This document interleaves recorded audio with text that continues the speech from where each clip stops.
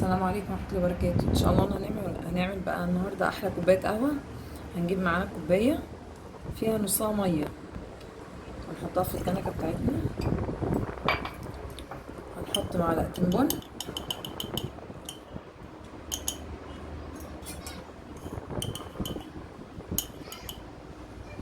السكر حسب الرغبة.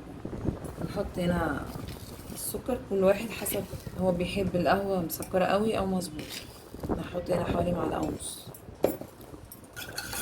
هنقلبها كويس.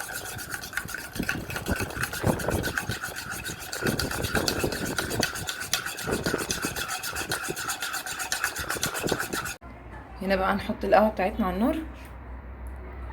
خلي النار تكون عالية شوية وعينينا عليها.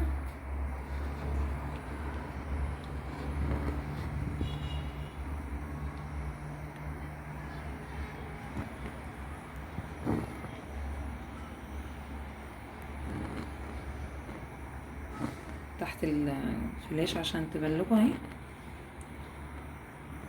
اول ما الاقيها تبدا تغلي من الجناب كده،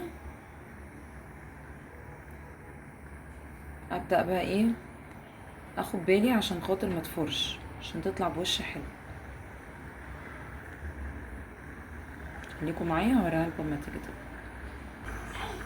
في المرحله دي بقى كده. دلوقتي هنروح مدينها تقليبه كده خفيفه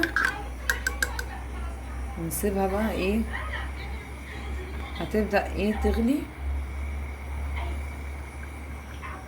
هنشوف هتعمل ايه. بصوا بقى هنا معايا، بصوا بدات تجمع ازاي في اللحظه دي كده.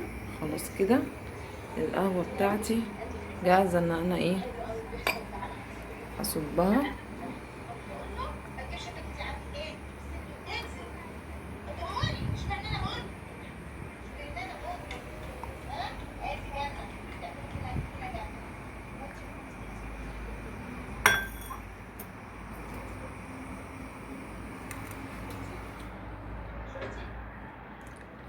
ومعاكم احلى كوبايه قهوه بوش للناس اللي بتحب القهوه بوش.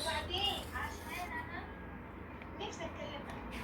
انا نفسي اقعد معاكي قاعده كده عائليه، نقعد كده. طب ولا مشوار كان انا